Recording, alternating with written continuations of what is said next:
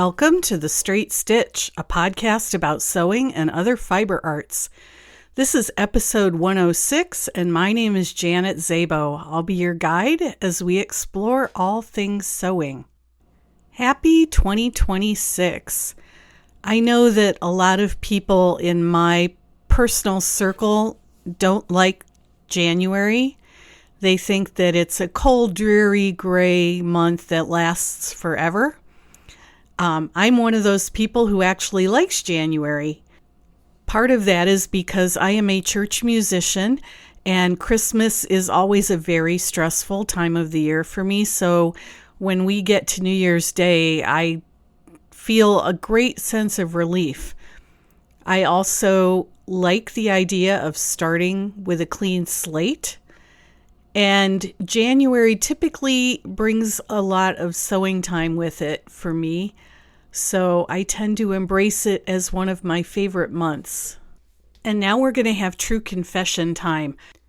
This episode was going to be about setting goals and being goal-directed and task-oriented in 2026 and not getting off track. And I came up with this great outline with all this advice and things that you should do. And I actually recorded the episode a few days ago. And then everything that I had said in the podcast episode went right out the window. And I thought, I am such a poser. I cannot give my listeners this advice if I can't even follow it myself. So we're still going to talk about goals and what we want to accomplish in 2026, but we're going to do it with a bit more understanding of reality and a lot more grace for ourselves. I belong to a homesteading group, and one of the things that the members of this homesteading group do is to choose a word of the year every year, and that kind of guides their planning for the year. So I chose cultivate last year. And the problem is that you sometimes have to be careful because the word that you choose actually ends up being exactly the opposite of what happens. And I have been appreciating the irony of choosing the word cultivate because the podcast grew and I was happy about that. But my poor garden really fended for itself, and I'm surprised that everything didn't die of neglect. I haven't chosen a word of the year for this year. Nothing seems to have leaped out at me, so I'm not going to push it. But I will tell you that there are a few things that I would like to do differently this year. And the main one is to be proactive and not reactive when it comes to my sewing. You can think of it as a resolution, you can think of it as a goal, you can think of it however you would like. I will tell you that we're only a few days into January, and I'm already having problems with that resolution. I think you know that I teach locally at one of the quilt stores here, and I love this store. I love the owner. I love her daughter. I love everything about this store. And this is certainly not their fault. I have participated in this. We don't do a good job of planning out classes in advance.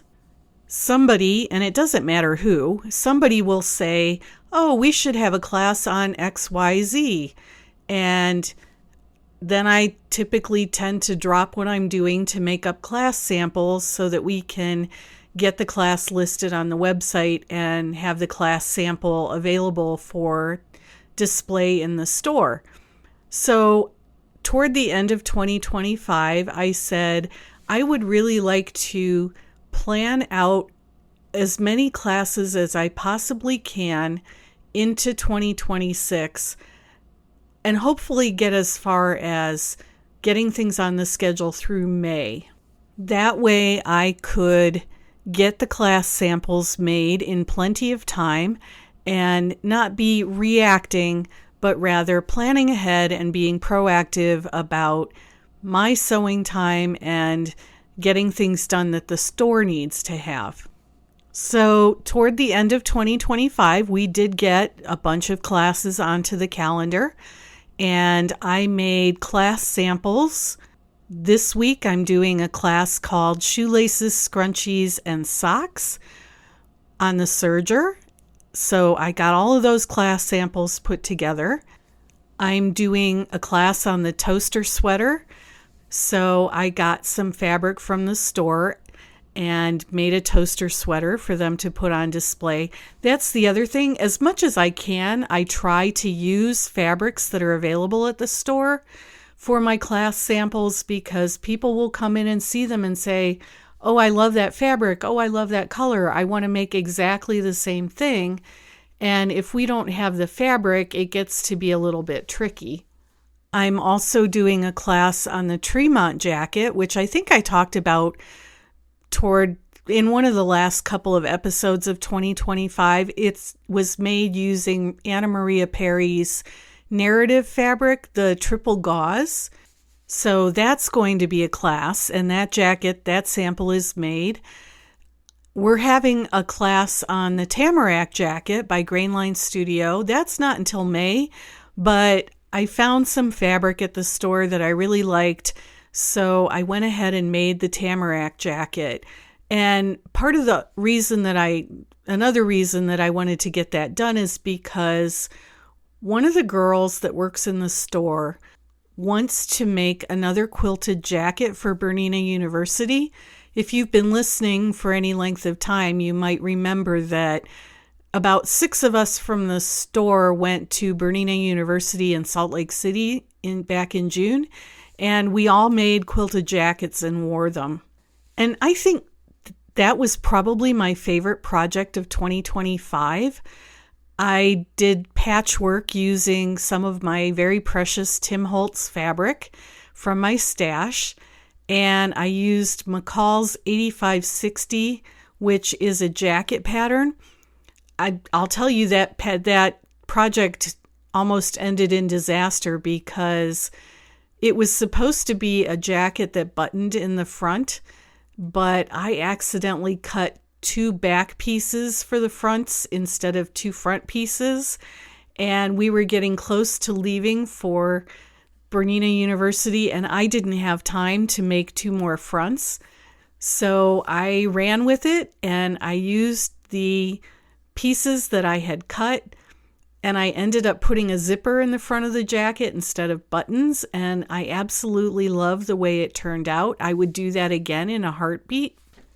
So this young lady that works at the store wants to make another quilted jacket and possibly be in the fashion show again, as she was back in June. And I'm trying to help her come up with a jacket that fits her a little bit better than the pattern that she used last year. The pattern she used last year was fine. It was the Beachcomber jacket from Laundry Basket Quilts. But this is a fitting puzzle that I would like to solve for her. And after looking at several jacket patterns, we decided that the Tamarack would make a good starting point for her. So I went ahead and made up the sample for the store. And now I have a pretty good idea of the alteration to the pattern that I need to do for her so that she can get started on making hers for Bernina University. BU is going to be in New Orleans this year. I'm hoping that I will get to go if the store will sponsor me again. I've never been to New Orleans, and I learned so much this past year at BU that I can't wait to go back.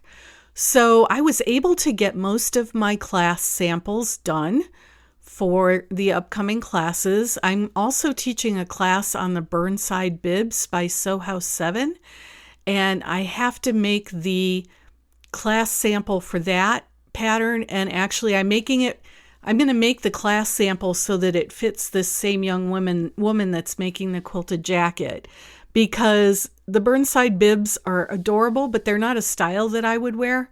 So I'm not making them for myself. And I asked her to pick out some fabric that she liked so that the class sample will eventually end up going to her. I also found out, at the beginning of December that my college roommate's daughter was pregnant and the baby was due in January. So I went to my stash and pulled out a fat quarter bundle of some adorable baby fabric called Rainbow Dream by Jenny Faw for Wilmington. I saw this at the Quilting Bee in Spokane back, I think October or November. And I thought it was so adorable that I picked up a fat quarter bundle. So I had that on hand and I just did a very simple rail fence quilt using the fat quarter bundle. I had one 18-inch, 2.5-inch wide strip left when I was done piecing. I picked up some yardage from that same fabric line last week when I was at the Quilting Bee in Spokane again because I made my third trip in 3 months over to Seattle. I'm starting to feel like I should open a P.O. box in the state of Washington because I spend so much time over there. But I was on my way back and stopped at the Quilting Bee so that I could get some yardage to use as a backing for this quilt. So the top is done. I have the backing. I have the batting. I need to baste it all together. And hopefully sometime this week, I will get that quilted and bound and sent off to my college roommate's daughter because the baby made her appearance early. She ended up being born a few days after Christmas instead of waiting until the middle of January. So I need to get that off to her so that they can start using it. It has been a busy couple of weeks, and I was really proud of myself and patting myself on the back that I had made a list of things that needed to be done, and I was sticking to my list, and I was going to carry that into 2026, and I was going to be proactive about my sewing goals and my sewing projects, and it all went out the window. One of the things I have discovered is that packing for a trip exposes all the holes in your wardrobe. When I am here at home, if I'm not going anywhere, I tend to dress in jeans and t-shirts because the chickens don't care what I look like. But when I'm out and about in Washington State for a week, I need to have outfits that look nice and that don't look like I'm going out to the chicken coop. And as much as possible, I like to wear my me-mades. And what I have are tops that I like and bottoms that I like, but what I don't have is a lot of cohesion between the pieces in my closet. And this is causing me a bit of frustration. So I thought, this is it. I'm going to start 2026 by filling those holes in my wardrobe. I know that I've got fabrics in my stash that would work really well for the Jaylee Renee top. I've made a couple of those and I wear them almost constantly.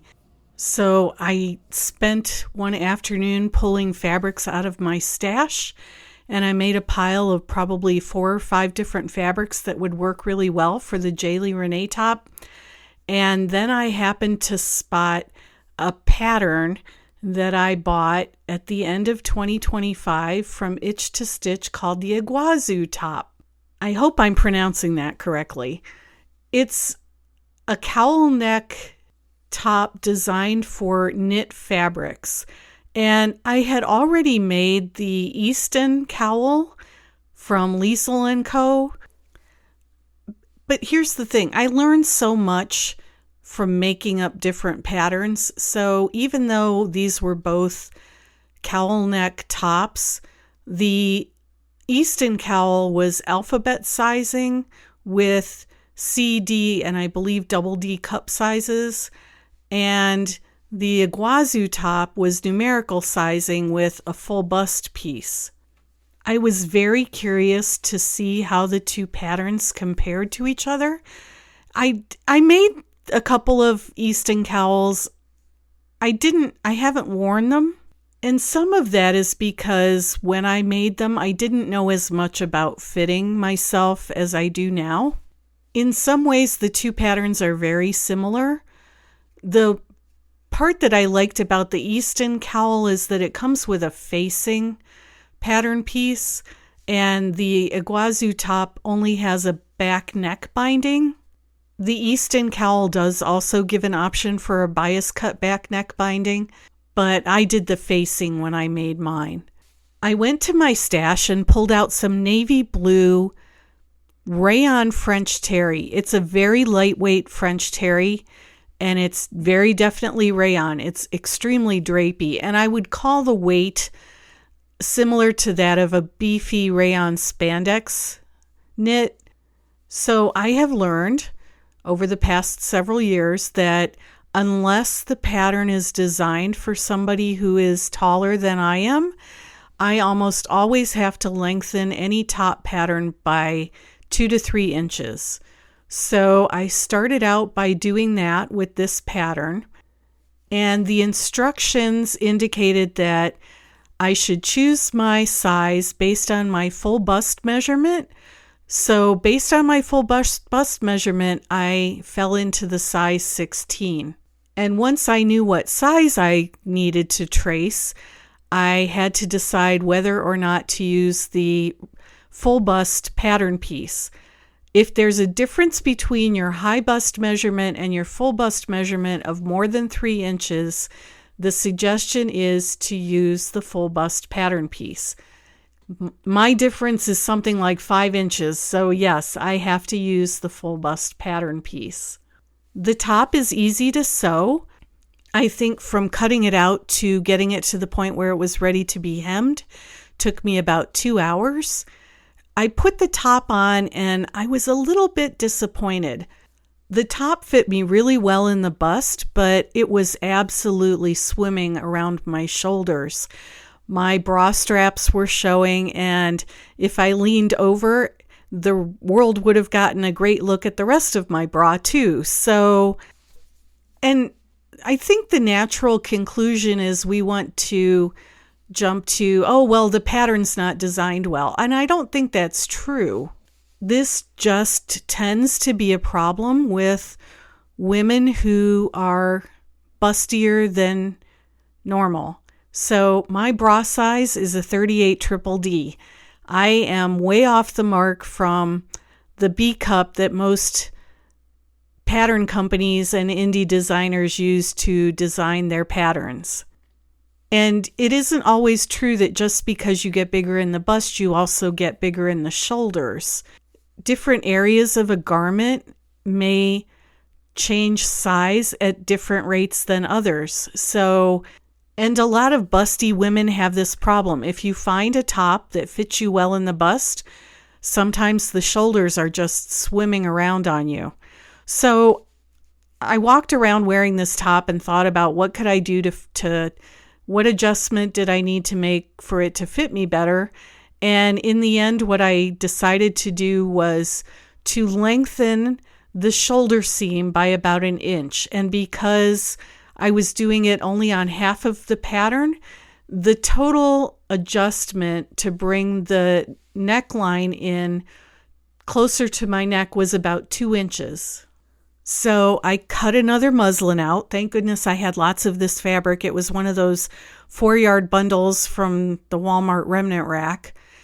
Cut another top and put it together and put it on, and the fit is so much better now. It's not swimming around on my shoulders, and I can bend over without flashing the entire world. So I transferred that adjustment and traced off another pattern, and I really need to make a third iteration because one of the other things that I know about myself is that I am very short-waisted, but I also have a high hip curve. So even though I have a defined waist, it comes in right under my bust and goes right back out again. And I've said this before, when I was growing up, I was accused of looking like a sausage tied in the middle when I had a dress on, especially one with a belt. So fitted shirts of any kind just don't look good on me. They tend to cling to that curve of my body, and first of all, they make my bust look larger than it is, and secondly, the line is just strange. So The other adjustment that I made to this pattern was to have it flare gently out beneath the bust. And I've done this with my woven tee pattern. I do run the risk of it looking like a maternity top, but they fit me better. So I was supposed to be making some Jaylee Renee tops to wear, and because I got distracted and happened to look over and see this cowl neck top pattern, I've spent the last 2 days making cowl neck tops, and I have one laid out on my cutting table right now that I need to cut out and put together. So much for goals and plans. And then I just had to laugh because this morning I got an email from the quilt store down in Missoula, where I also teach on occasion, and they sold several sergers recently, and they would like to have a serger mastery class. And I told them that I would be happy to come down and teach a serger mastery class once a quarter like I do here, and they would like to have it sometime in the next couple of weeks. So here I am being reactive again. I have to find a time when I can put this on my schedule. And I'm not resentful about it. I just need to sit down with my calendar. And maybe while I'm down there teaching this class, we can get the other classes on the schedule. At least if they're on the schedule, I know they're coming. And if they get canceled, they get canceled. But at least I know that I have to prepare for a class. One of the things I'm learning about myself is that in order to be disciplined about my sewing projects, I really need to not start looking at patterns or looking at fabric in my stash because I get sidetracked way too easily. So let's circle back and talk a little bit about goals and how to stay organized in the new year. And this is going to look different for every sewist. We all have different styles. We all have different methods that we like to use to organize our time. I am not and never have been a mood board type of person, but I know people who absolutely love that method. I tend to be more of the, oh, look, a squirrel style of project management, which is interesting because I don't think I have ADD or ADHD. I don't have any of those symptoms, and I've never needed to have that diagnosed. But when it comes to my sewing, there are just so many things that I want to do that I get distracted very easily. Or I will find out that someone's having a baby and I will feel the need to make a baby quilt. So I've got 2 areas where I have some goals, at least in my head. One of them is in my sewing and one is with the podcast. So let's talk about the sewing ones first. My overarching goal for 2026 is going to be dress patterns.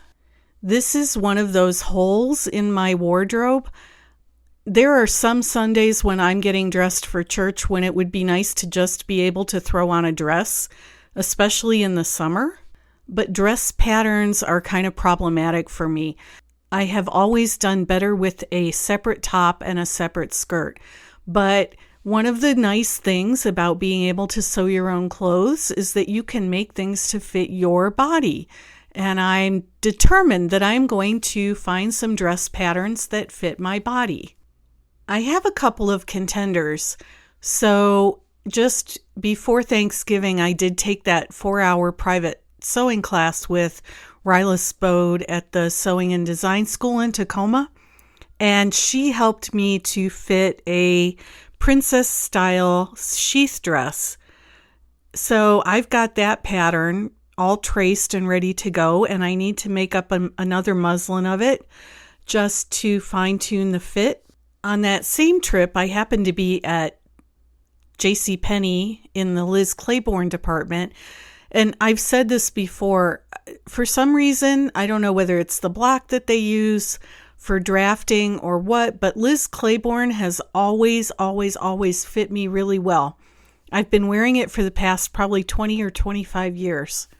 People at church don't even ask anymore. If they say, if I didn't make it, it's probably Liz Claiborne, and they're right.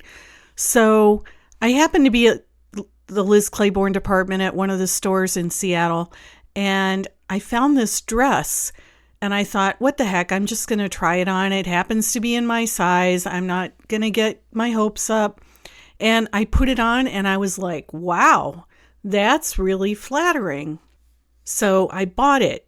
It's a spring-summer type dress, so I haven't worn it yet, but the style is an empire waist, or empire for those of you who speak French. It's very similar to New Look 6574 and also to Simplicity 8875. And I happened to be on YouTube the other night, and a video from Tomcat Stitchery popped up from a couple of years ago where she actually did the full bust adjustment on Simplicity 8875. I was thinking that I could probably puzzle it out myself, but she has a great video, and I'm going to follow the video to do the full bust adjustment on that pattern and see if I can make up a dress that is similar to the one that I got in the Liz Claiborne department. And I also very much want to make the Upton dress from Cashmerette. I've wanted to make that one for a couple of years. So those are 3 styles that I already have kind of in my head as goals to make for 2026. And I'm thinking that if I get this cowl neck knit top under control, I could probably fairly easily hack that into a dress as well for knit fabrics. My younger daughter may get married within the next year or two, and I really want to make my Mother of the Bride dress because I want it to be a custom dress that fits me really well and that goes with the colors that she's chosen.